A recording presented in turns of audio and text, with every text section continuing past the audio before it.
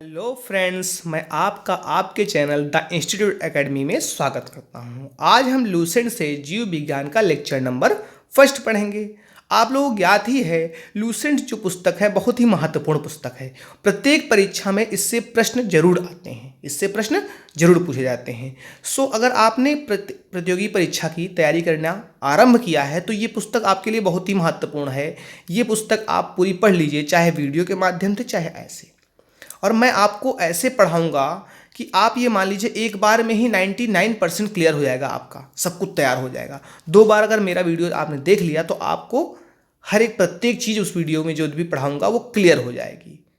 चलिए, class start करने से पहले आपसे निवेदन है, यदि आपने मेरे चैनल को सब्सक्राइब नहीं किया है तो चैनल को सब्सक्राइब करके नोटिफिकेशन बेल पर क्लिक करके आल पर क्लिक करें, जिससे मेरे आने वाले वीडियोस की नोटिफिकेशन आपको सबसे पहले मिलेगी और आप मेरे वीडियो को देख सकोगे। चलिए क्लास स्टार्ट करते हैं। पहली हेडिंग क्या है?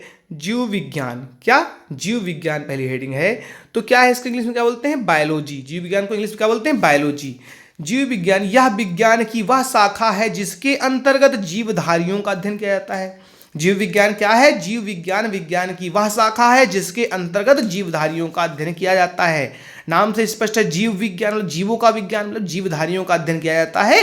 ऐसी शाखा क्या कहलाती है? जीव विज्ञान कहलाती है। आगे देखते हैं, बायोलॉजी। बायोलॉजी में बायो का अर्थ है जीवन और लोगोस का अर्थ है अध्ययन, अर्थात जीवन का अध्ययन ही बायोलॉजी कहलाता है। बायोलॉजी शब्द में बायो का अर्थ क्या है? जीवन है। लोगोस का अर्थ क्या है? अध्ययन है, अर्थात जीवन का अध्ययन ही बायोलॉजी कहलाता है। बायोलॉजी में बायो का अर्थ जीवन है, लोगोस का अर्थ अध्ययन है, अर्थात जीवन का अध्ययन ही बायोलॉजी कहलाता है। चलिए आगे बढ़ते हैं, आगे क्या है? अब देखिए, बायोलॉजी जो शब्द है, जीव विज्ञान जो शब्द है, जीव विज्ञान शब्द का प्रयोग सर्वप्रथम लैमार्क, फ्रांस एवं ट्रेविरेनस, जर्मनी नामक वैज्ञानिकों ने 1801 ईस्वी में किया था। प्रश्न पूछा जाता है जीव विज्ञान का सर्वप्रथम प्रयोग किसने किया था? तो लैमार्क जो फ्रांस के थे एवं ट्रेविरेनस जो जर्मनी के थे, इन्होंने किया था। और पूछा कब किया था? तो 1801 ईस्वी में। जीव विज्ञान शब्द का प्रयोग सर्वप्रथम लैमार्क, फ्रांस एवं ट्रेविरेनस, जर्मनी नामक वैज्ञानिकों ने 1801 ईस्वी में किया था। क्यों किया था? 1801 ईस्वी में किया था।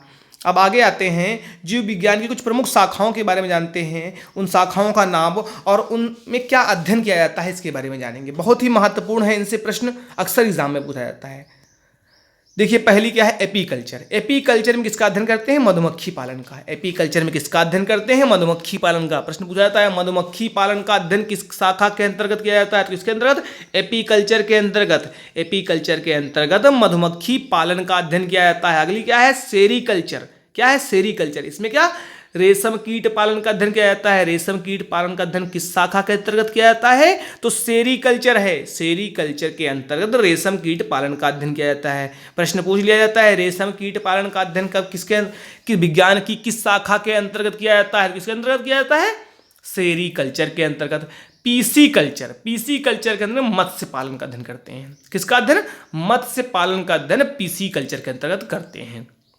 मत्स्य पालन का अध्ययन किसके अंतर्गत करते हैं? तो पीसी कल्चर जो विज्ञान शाखा है उसके अंतर्गत मत्स्य पालन का अध्ययन करते हैं। माइकोलॉजी। माइकोलॉजी के अंदर किसका अध्ययन करते हैं? कवकों का अध्ययन किया जाता है। कवकों का अध्ययन विज्ञान की किस शाखा के अंतर्गत किया जाता है? तो माइकोलॉजी। माइकोलॉजी के अंदर किसका अध्ययन किया जाता है? कवकों का अध्ययन किया जाता है। नेक्स्ट क्या है? फाइकोलॉजी। फाइकोलॉजी के अंदर शैवालों का अध्ययन किया जाता है। किसका अध्ययन? शैवालों का अध्ययन फाइकोलॉजी के अंतर्गत किया जाता है। फाइकोलॉजी के अंतर्गत किसका अध्ययन किया जाता है? शैवालों का अध्ययन। चलिए आगे नेक्स्ट देखते हैं। अब आगे आते हैं एंथोलॉजी। एंथोलॉजी में किसका अध्ययन किया जाता है? पुष्पों का अध्ययन किया जाता है। एंथोलॉजी में पुष्पों का अध्ययन किया जाता है। किसका अध्ययन? पुष्पों का अध्ययन किया जाता है एंथोलॉजी के अंतर्गत। प्रश्न पूछा जाता है पुष्पों का अध्ययन किस शाखा के अंतर्गत किया जाता है? तो एंथोलॉजी। नेक्स्ट क्या है? पोमोलॉजी। पोमोलॉजी के अंदर फलों का अध्ययन किया जाता है। पा फा। पोमोलॉजी यानी पाफा मतलब कि फलों का अध्ययन। कोई ना कोई टेक्निक से आप लोग इस तरह याद कर लीजिए। पोमोलॉजी के अंदर किसका अध्ययन किया जाता है? फलों का अध्ययन किया जाता है। किसका अध्ययन? फलों का अध्ययन। फलों का अध्ययन किस शाखा के अंतर्गत किया जाता है विज्ञान की? पोमोलॉजी के अंतर्गत। आनिर्थोलॉजी के अंदर किसका अध्ययन किया जाता है? पक्षियों का अध्ययन। पक्षियों का अध्ययन आनिर्थोलॉजी के अंतर्गत किया जाता है फ्रेंड्स। ऑर्निथोलॉजी के अंतर्गत किसका अध्ययन किया जाता है? पक्षियों का अध्ययन किया जाता है। नेक्स्ट क्या है? इक्थियोलॉजी। इक्थियोलॉजी में मछलियों का अध्ययन किया जाता है। फ्रेंड्स तो ध्यान देने की योग्य बात है यहाँ पर, इक्थियोलॉजी के अंतर्गत मछलियों का अध्ययन देखो यहाँ पे किया जा रहा है। और वहाँ ऊपर देखिए क्या आया था, ये देखो पीसीकल्चर। पीसीकल्चर के अंदर क्या किया जाता है? मत्स्य पालन का अध्ययन। पीसीकल्चर के अंतर्गत मत्स्य पालन का अध्ययन किया जाता है और इक्थियोलॉजी के अंतर्गत मछलियों का अध्ययन किया जाता है। यहाँ ये ध्यान देने योग्य बात है, अक्सर कंफ्यूजन यही होता है सबको। तो इक्थियोलॉजी के अंतर्गत इसका अध्ययन किया जाता है, मछलियों का अध्ययन इक्थियोलॉजी के अंतर्गत किया जाता है। और मत्स्य पालन का अध्ययन किसके अंतर्गत किया जाता है? पिसीकल्चर के अंतर्गत। पिसीकल्चर के अंतर्गत मत्स्य पालन का अध्ययन किया जाता है और इक्थियोलॉजी के अंतर्गत किसका? मछलियों का अध्ययन किया जाता है। पिसीकल्चर में जो है मछलियों का पालने के विषय में अध्ययन करते हैं, और मछलियों का ऐसे अध्ययन जैसे कहा जाता है इक्थियोलॉजी में। एंटोमोलॉजी के अंतर्गत कीटों का अध्ययन किया जाता है। अच्छा, एंट मतलब चींटी होती है ना, तो एंट मतलब चींटी मतलब चींटी क्या है? एक कीट ही तो है, तो उससे ट्रिक लगाओ। एंटोमोलॉजी के अंतर्गत कीटों का अध्ययन किया जाता है। कीटों का अध्ययन विज्ञान की किस शाखा के अंतर्गत किया जाता है? तो एंटोमोलॉजी। एंटोमोलॉजी के अंतर्गत कीटों का अध्ययन किया जाता है। आगे देखो डेंड्रोलॉजी। डेंड्रोलॉजी में वृक्षों एवं झाड़ियों का अध्ययन किया जाता है। तो बेटा डेंड्रोलॉजी जो फ्रेंड्स है, साफ शब्द है डेंड्रफ। डेंड्रफ कहाँ होता है? बालों में होता है, घने घने बाल होते हैं। तो उससे एक ट्रिक बना लो कि वृक्ष और झाड़ी भी तो घने घने होते हैं, ठीक है, झाड़ियाँ वगैरह, झाड़ियाँ तो होती हैं घनी घनी। तो डेंड्रोलॉजी का अध्ययन वृक्षों एवं झाड़ियों में किया जाता है, झाड़ियों का अध्ययन किया जाता है। भाई वृक्षों में जो शाखाएं होती है घनी तो होती है ना, तो डेंड्रोलॉजी के अंतर्गत वृक्षों एवं झाड़ियों का अध्ययन किया जाता है। प्रश्न पूछा जाता है वृक्षों एवं झाड़ियों का अध्ययन किसके अंतर्गत किया जाता है? तो डेंड्रोलॉजी के अंतर्गत किया जाता है। अगला का है ऑफियोलॉजी। ऑफियोलॉजी के अंतर्गत सर्पों का अध्ययन करते हैं, स्नेक्स का अध्ययन। ऑफियोलॉजी के अंतर्गत सर्पों का अध्ययन किया जाता है। सर्पों का अध्ययन विज्ञान की किस शाखा के अंतर्गत किया जाता है? तो ऑफियोलॉजी के अंतर्गत सर्पों का अध्ययन किया जाता है। सौरोलॉजी। सौरोलॉजी में छिपकली का अध्ययन किया जाता है। छिपकलियों का, जो आपकी छिपकलियां हैं उनका अध्ययन सौरोलॉजी के अंतर्गत किया जाता है। सौरोलॉजी के अंतर्गत छिपकलियों का अध्ययन किया जाता है। आगे क्या दिया है? सिल्वीकल्चर। सिल्वीकल्चर के अंदर काष्ठी पेड़ों का संवर्धन का अध्ययन किया जाता है। सिल्वीकल्चर में किसका अध्ययन करते हैं?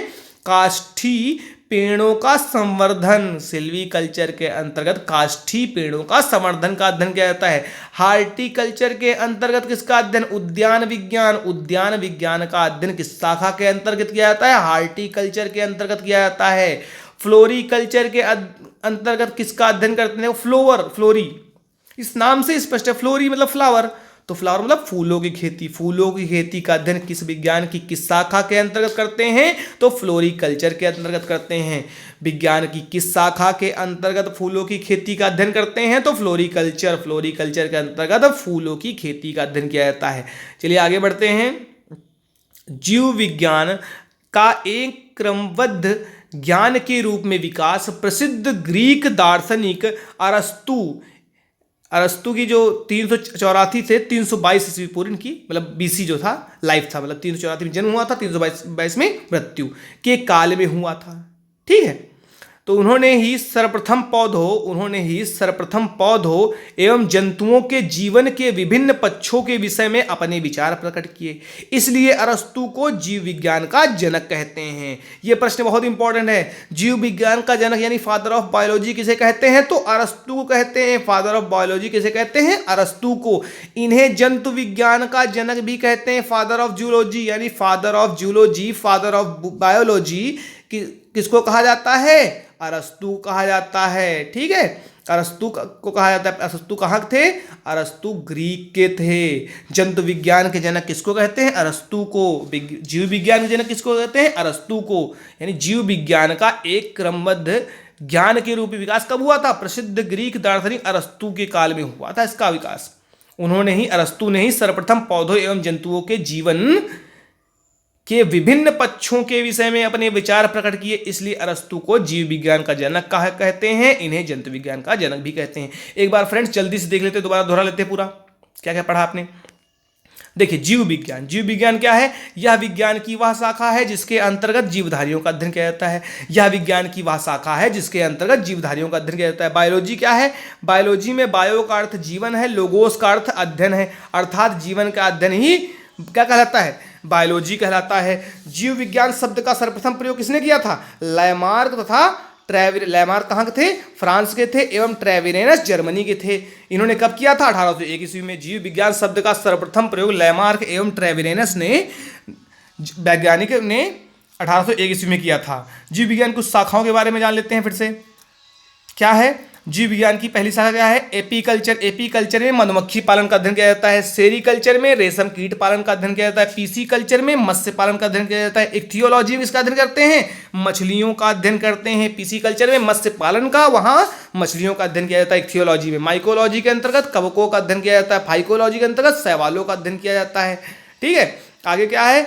एंथोलॉजी। एंथोलॉजी पुष्पों का अध्ययन। देखो यहाँ एंथोलॉजी में पुष्पों का अध्ययन करते हैं, और यहीं देख लो यहाँ पे फ्लोरिकल्चर में फूलों की खेती की बात आ जाए फूलों की, तो फ्लोरिकल्चर के अंतर्गत किया जाता है इसका अध्ययन।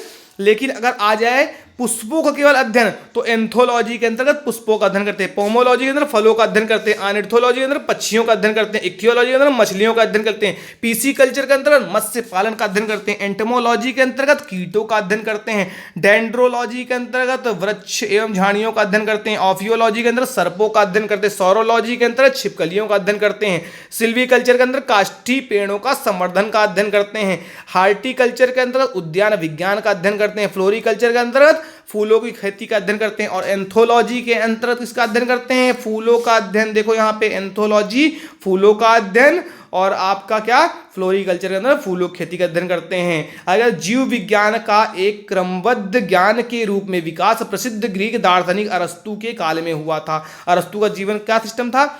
जीवन काल क्या था? 384 से 322 बीसी। उन्होंने ही सर्वप्रथम, यानी अरस्तु ने सर्वप्रथम पौधों एवं जंतुओं के जीवन के विभिन्न पक्षों के विषय में अपने विचार प्रकट किए। इसलिए अरस्तु को जीव विज्ञान का जनक कहते हैं, इन्हें जंतु विज्ञान का जनक भी कहते हैं।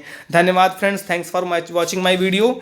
बहुत बहुत धन्यवाद। Please subscribe and like.